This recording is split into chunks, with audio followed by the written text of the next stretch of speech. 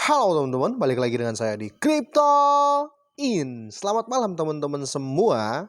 Semoga hari ini luar biasa, dan buat teman-teman yang dalam keadaan kurang enak badan atau dalam keadaan sakit, saya doain cepat sembuh teman-teman ya. Biar kita bisa trading bareng teman-teman. Oke, berita kali ini hangat datang dari Binance teman-teman ya. Akan ada kerjasama besar dengan dengan inilah ya, dengan satu bank di Indonesia teman-teman. Oke, kita langsung saja teman-teman. Oke, dilansir dari Cointelegraph teman-teman. Ini saya sudah masuk di Twitternya Cointelegraph teman-teman. Ini berita fix teman-teman ya. Langsung kita terjemahkan teman-teman ya. Binance dilaporkan ingin membuka pertukaran perdagangan kripto di Indonesia. Wow teman-teman ya. Dalam kemitraan dengan Bank Sentral Asia dan Telkom Indonesia. Jadi ini agak bagus teman-teman ya. Karena apa? Otomatis daya beli di pasar Binance itu teman-teman dan akan meningkat teman-teman ya, akan meningkat. Dan positifnya buat kita semua teman-teman gini, ketika orang semua mulai tahu dengan kripto, otomatis pembeli semakin banyak gitulah, simpelnya seperti itu teman-teman ya. Apalagi ini salah satu bank yang bergengsi ya.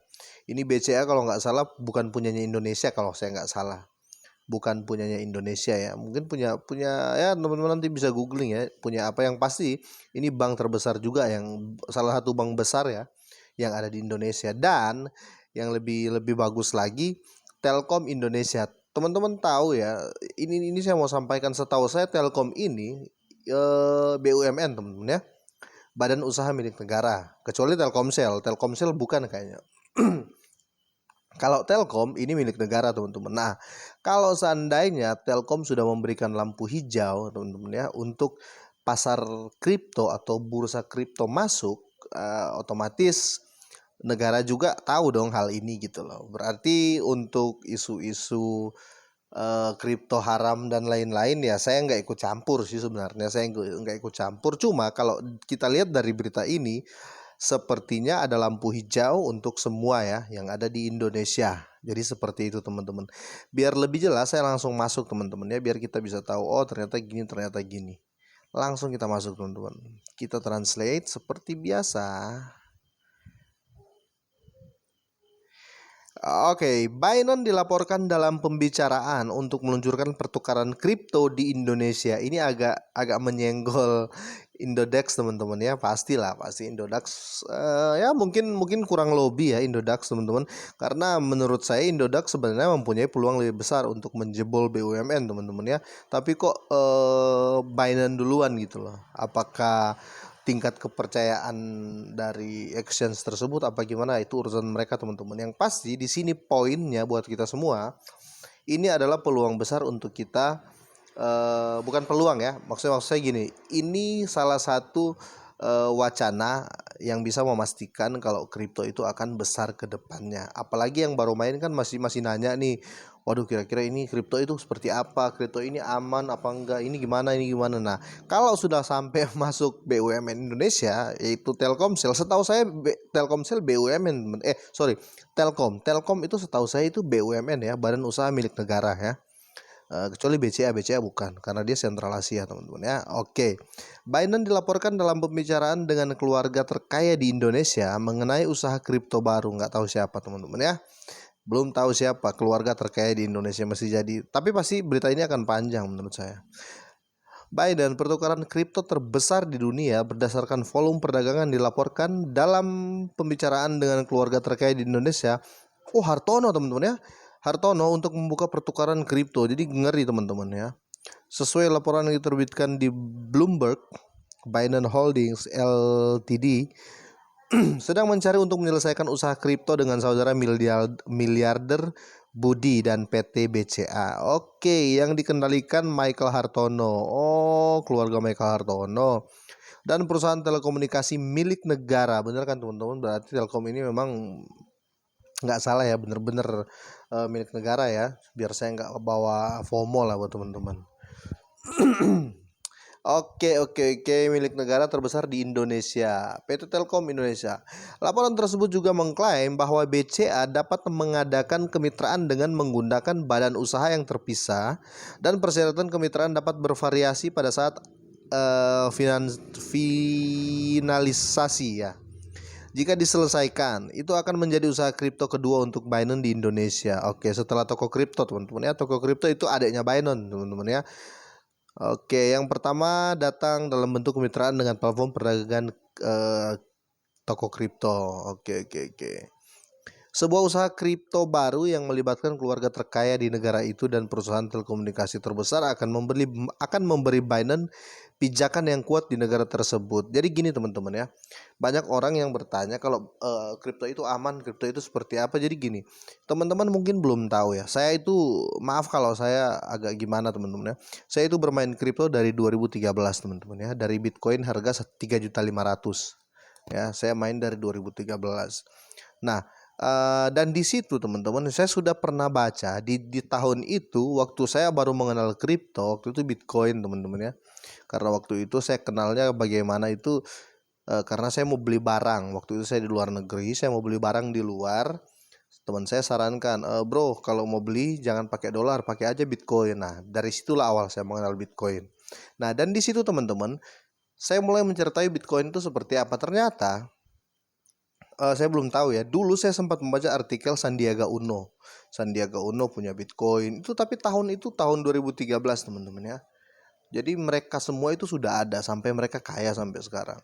Nah, buat teman-teman yang mau gabung di kripto atau apa ya, ini sesuatu hal yang positif karena pasti akan ternyata kripto itu bagus, ternyata yang main itu orang-orang sukses di Indonesia. Nah, gitu loh.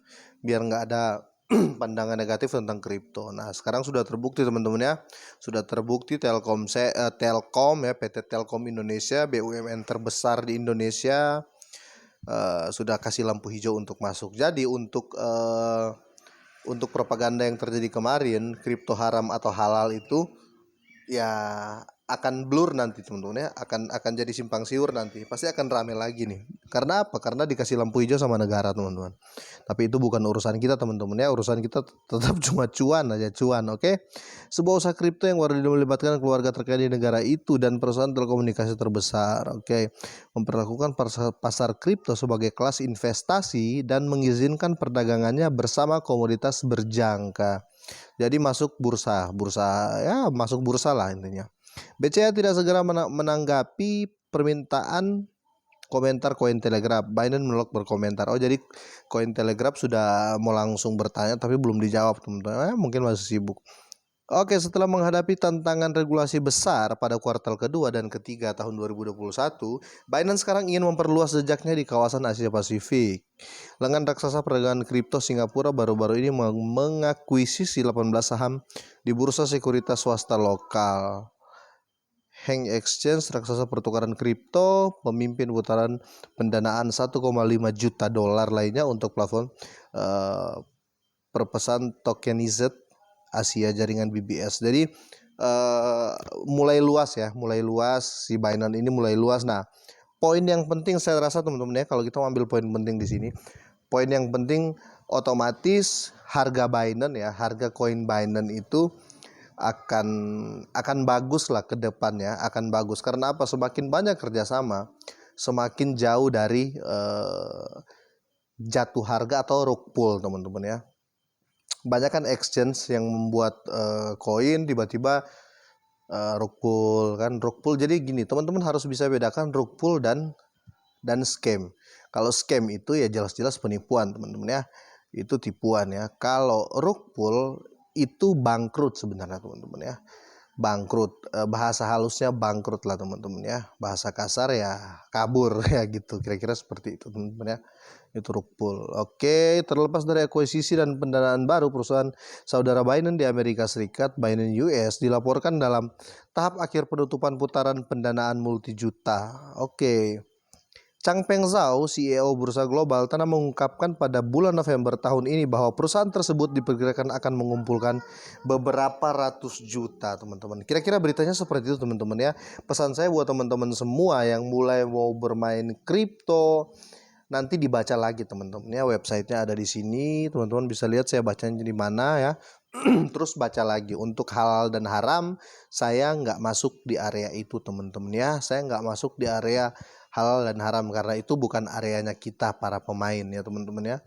Kalau memang ada pernyataan bilang haram dan halal, ya itu urusan mereka untuk putusannya teman-teman ya, untuk keputusannya, untuk memutuskan itu urusan orang-orang yang apa ya, yang paham tentang itu. Kalau kita hanya pemain teman-teman ya, ya apapun itu teman-teman tetap dior teman-teman ya, tetap kita yang tentukan.